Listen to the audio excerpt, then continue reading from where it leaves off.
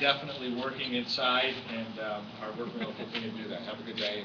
We'll talk to you soon. I'm just kidding. So later, folks, I invite you here today just to let you know that this morning we have filed an exploratory committee for the Office of Governor. We are exploring a statewide run, dipping our toe in the water, if you will, that requires a lot of work to get to the point of actually making a decision to run for governor. So at this point, I'm not a candidate, but we certainly have filed the appropriate paperwork. Rather than have somebody see that at the State Elections Enforcement Commission, we thought it would be appropriate just to inform you as to what our intentions are. I will tell you this, that I consider myself to be a blue-collar Republican. My family has been in the city for over 300 years. I come from a family of carpenters. My father was a teamster. My mother was a bookkeeper. My wife owns a small business in town that she runs very successfully. And so the reality is that I don't have the resources that other people have to just pop up one day and say, I'm going to run for governor. This takes work and it takes homework. And I'm proud to be here at Danbury High School, the place I started my career in terms of education, to tell you that we're going to do our homework. We're going to spend the time examining the field, looking at the potential possibility run, and then making a decision later in the school year.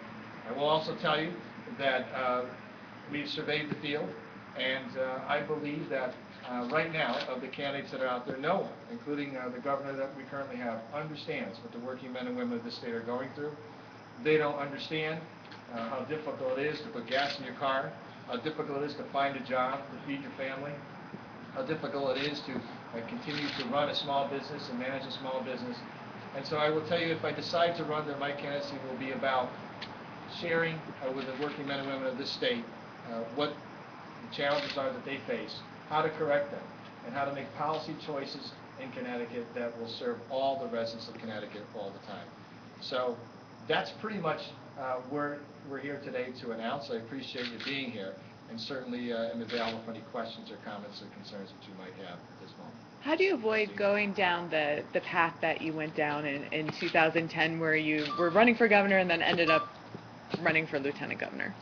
Well, let me just say this. If I decide to get in this race, and as I just want to emphasize, I'm not a candidate right now, I'm a candidate for mayor, but if I decide to get in this race as a candidate for governor, I will not be a candidate for lieutenant governor.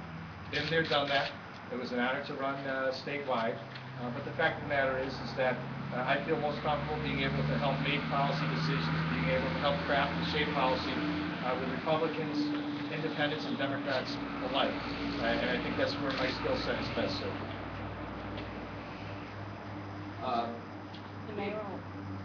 The mayoral race, you're still focused on that? Do you have any concerns that might deter people from going out to the polls voting for you? Well, I would say this, that I really can't discuss a lot about the mayoral race because it really kind of has to be a wall of separation between the exploratory committee and the mayoral committee, but I will tell you that I think that I'm only a candidate right now for one office. That's for the office of mayor. Potentially later in the year, I may be a candidate for governor. But right now, we have to do our homework, and that's really what this is about today, is to announce that we're going to spend the next few months putting the pieces together, if you will, hopefully raising the money that we need to raise to be competitive, and then we'll make a decision later on if, in fact, the response we get from statewide Republicans is, hey, we want you as our candidate for governor. Is there a concern that there could be too many Republicans in the field and that could hurt your chances against beating Governor Moore? I think it's great to have more people in the field. I think the better off we are when we have an intense and vibrant discussion of issues that face the state of Connecticut. I think, again, I'm the only potential candidate out there that understands what it's like to be a working man or woman in this state. I don't come from means. I come from this building. I come from this city. And I've been able to be successful in this playing field, and certainly hope to be able to do it at a larger playing field at some point in the future. So having my perspective is critical. We already have what it's like to be on the other side of the fence, if you will, between the governor and the other two candidates that are out there.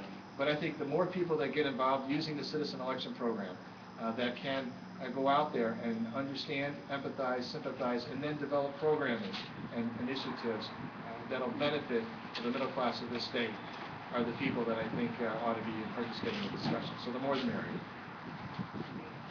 How long are you going to take in the exploratory process? I would say that we would have a definite go or no-go decision by January 1st of 2014. And a lot of that depends on how we do on our fundraising. Our blessed to have some really terrific volunteers already that are working for nothing on the exploratory side that are helping out, and we'll continue to try to grow that grassroots effort. Is the consultant who informed us all about this event also volunteering his time, or did you scrape together enough money to pay him? I hired no one, and he is volunteering his time. We're going to double his pay from nothing to nothing. But I think that also says something. I think I'm honored to have people that are willing to donate their time the old-fashioned way. Just like when I run for mayor, we don't pay people; they donate their time the old-fashioned way to get me elected, whether it's for mayor or whether it's for the office of governor. I think that says a lot in an age when people spend a lot of time on high-priced consultants and polling and spending millions and millions of dollars. The fact is we forgot how to talk to the people. And at the end of the day, I'm going to talk straight to the people. One of the biggest issues this year was the gun legislation that was passed by the legislature. What is your feeling about the legislation the governor signed? Well, let me just say this. I live about 12 to 14 minutes from Sandy Hook School. I knew teachers that lost their lives that day. I knew parents of victims.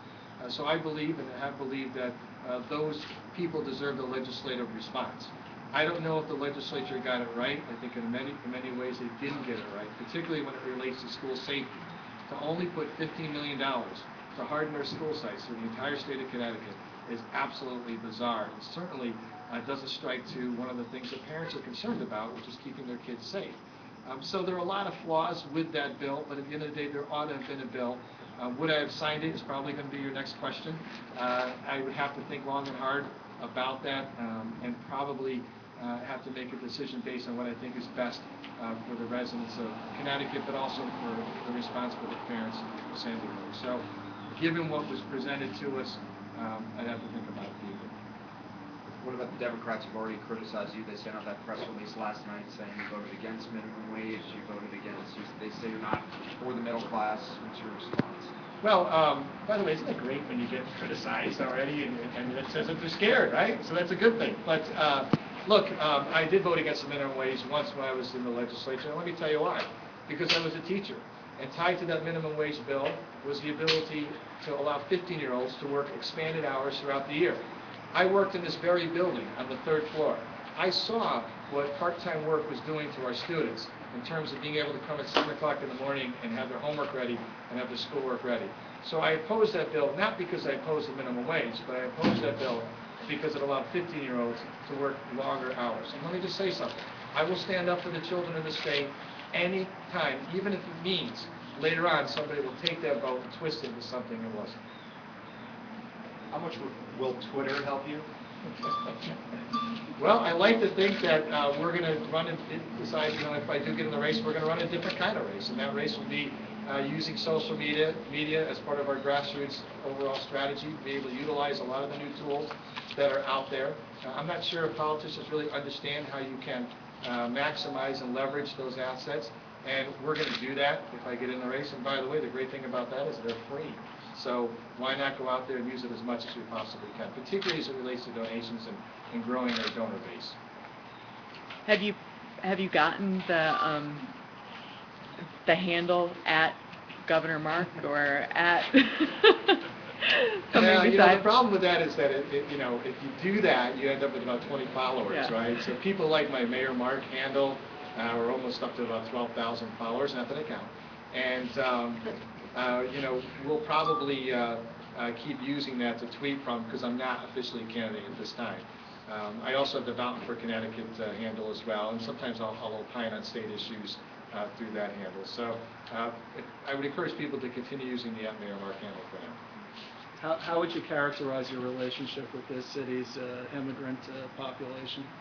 Well, we're about 25% Latino in the city, and I couldn't get elected by 75% of the vote at the last election if I didn't have a positive relationship with our immigrant community. There's no question that we've had a dialogue and discussion about illegal immigration in the city over the last 12 years, but I think we're in a really, really good place and I think people respect and understand where I come from, and I understand where they come from, and I think it's helped in terms of having healthy conversations about some very difficult, very complex, and very emotional issues.